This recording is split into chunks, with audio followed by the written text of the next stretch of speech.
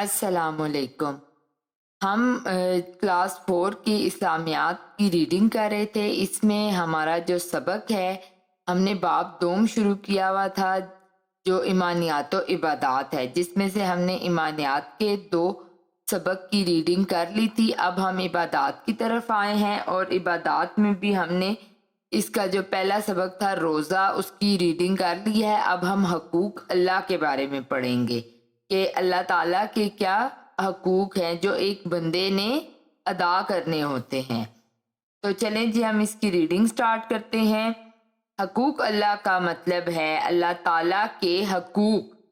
حقوق اللہ سے مراد وہ باتیں یا کام ہیں جن کو اللہ تعالیٰ کی خاطر کرنا ہر انسان پر واجب ہے، جیسے ہر انسان پر یہ لازم ہے کہ وہ اللہ تعالیٰ کو ایک مانے اور اس کے ساتھ کسی کو شریک نہ کرے۔ جی تو اب یہ دیکھیں، اس میں ہم نے کیا پڑھا ہے کہ حقوق اللہ سے مراد وہ باتیں یا کام ہیں جو ہم اللہ تعالیٰ کے لیے کرتے ہیں، جس میں ہم اللہ تعالیٰ کے بتائے گئے ان فرائض کو سر انجام دیتے ہیں۔ اس میں سب سے پہلے ہے کہ اللہ تعالیٰ کو ایک مانے اور اس کے ساتھ کسی کو شریک نہ کرے۔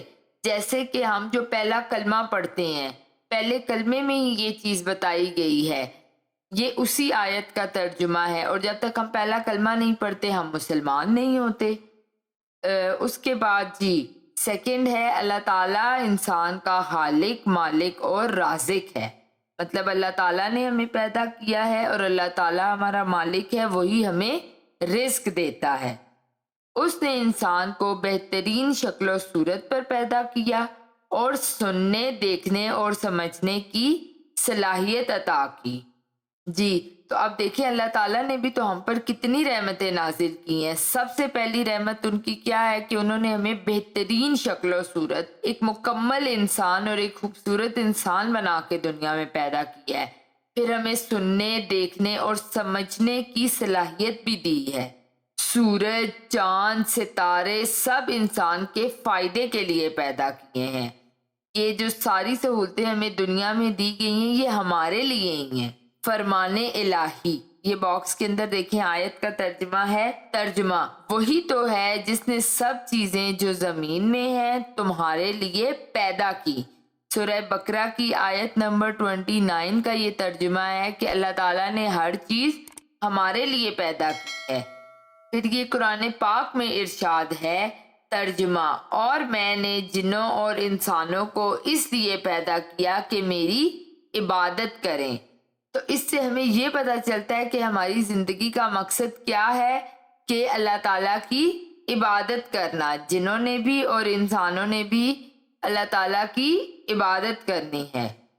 اللہ تعالیٰ کے احسانات کا تقاضا یہ ہے کہ انسان زمین پر اس کا بندہ بن کر رہے۔ بندہ ہونے کی حیثیت سے انسان پر اللہ تعالیٰ کے بہت سے حقوق واجب ہیں۔ بندگی کا تقاضا ہے کہ انسان ان حقوق کو ادا کرے تاکہ اللہ تعالیٰ اس سے خوش ہو جائے۔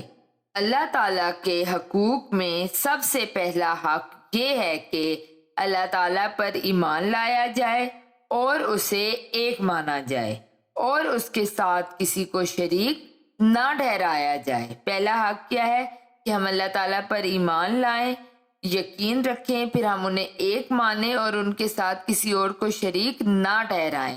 اگر آپ کو یہ مشکل لگ رہا ہے کہ اس کے ساتھ کسی کو شریک نہ ٹھہرایا جائے، اس کا کیا مطلب ہے، تو میں آپ کو اور آسان الفاظ میں سمجھا دیتی ہوں کہ اس کا یہ مطلب ہے کہ ہم نے ماننا ہے کہ اللہ تعالیٰ صرف ایک ہے، صرف ایک خدا ہے ہمارا، ایک اللہ تعالیٰ ہے جنہوں نے ہمیں پیدا کیا، ان کے ساتھ کوئی دوسرا نہیں ہے۔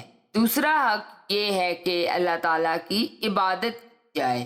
مطلب اللہ تعالیٰ کی عبادت ہم کیسے کرتے ہیں؟ ہم نماز پڑھتے ہیں، ہم روزہ رکھتے ہیں، حج پہ جاتے ہیں، تو ہم اس طرح سے اللہ تعالیٰ کی عبادت کرتے ہیں۔ اس کے سوا کسی کی عبادت نہ کی جائے۔ نماز، روزہ، زکوٰۃ اور حج سب عبادات میں شامل ہیں۔ یہ ساری وہ عبادات ہیں جو ہم اللہ تعالیٰ کے لیے کرتے ہیں۔ فرمان نبوی: اللہ تعالیٰ سے محبت کرو اس لیے کہ وہ تمہیں اپنی نعمتیں عطا کرتا ہے۔ جب اللہ تعالیٰ نے ہمارے لیے اتنی ساری نعمتیں بنائی ہیں تو اللہ تعالیٰ سے محبت کرنا ہمارا فرض ہے، اور یہ اللہ تعالیٰ کا حق بھی ہے. ٹھیک ہے نا؟ چلے جی. اللہ تعالیٰ کا یہ بھی حق ہے کہ بندہ اپنے رب کا ہمیشہ شکر ادا کرے. جو نعمتیں اللہ تعالیٰ نے اسے عطا کی ہیں دل سے ان کا اعتراف کرے اور زبان سے ان نعمتوں پر کلمات شکر ادا کرتا رہے. ہاں جی، تو جب اللہ تعالیٰ نے ہمیں اتنی ساری نعمتیں دی ہیں تو ہمیں شکریہ ادا کرنا چاہیے. اب دنیا میں بھی دیکھیں، کوئی آپ کی اگر تھوڑی سی بات پہ مدد کرتا ہے تو آپ اس کا شکریہ ادا کرتے ہیں نا. تو اللہ تعالیٰ کا تو بہت بڑا حق ہے، کیونکہ اللہ تعالیٰ نے ہمیں ہر چیز دی ہے. دنیا کی نعمتیں بھی ہمیں ساری دی ہیں، ہمیں پورے آزاد دیے ہیں، سننے کی، سوچنے کی، سمجھنے کی صلاحیات دی ہیں، خوبصورت شکل و صورت سے پیدا کیا ہے، پھر دنیا میں ہمارے لیے کتنی ساری چیزیں دی ہیں. تو اللہ تعالیٰ کا بھی ہمیں اسی طرح سے شکر ادا کرتے رہنا چاہیے. دل سے بھی شکر منانا چاہیے اور زبان سے بھی ادا کرنا چاہیے. اللہ تعالیٰ کو ہر وقت یاد رکھنا اور اس کا ذکر کرتے رہنا بھی حقوق میں شامل ہے. اللہ تعالیٰ کا ایک حق یہ بھی ہے کہ انسان اپنی ہر ضرورت کے لیے اسی کے سامنے ہاتھ پھیلائے اور اس کے علاوہ کسی کے سامنے ہاتھ نہ پھیلائے. اب اس میں یہی چیز آ جاتی ہے، اگر آپ اپنی ضرورت کے لیے اللہ کے علاوہ کسی کے سامنے ہاتھ پھیلا رہے ہیں تو اس کا یہی مطلب ہے کہ آپ کسی اور کو بھی شریک ٹھہرا رہے ہیں. اور یہ تو اللہ تعالیٰ کا پہلا حق ہے کہ اللہ تعالیٰ کو ایک ماننا، ان پر ایمان لانا اور ان کے ساتھ کسی کو شریک نہ ٹھہرانا. یہی ہمارے کلمہ طیبہ میں بھی ہے. تو اسی لیے ہم نے اپنی ہر ضرورت کے لیے صرف اللہ تعالیٰ سے دعا مانگنی ہے، کسی اور کے پاس نہیں جانا کبھی بھی. نبی اکرم صلی اللہ علیہ وآلہ وآصحابہ وسلم ہر چھوٹی بڑی چیز کے لیے بھی اللہ تعالیٰ سے دعا مانگتے تھے. اب ہمارے نبی بھی تو اللہ تعالیٰ سے دعا مانگتے تھے نا، کیونکہ انہیں اسی پر یقین تھا کہ اللہ تعالیٰ ہی ہمیں ہر چیز عطا کریں گے.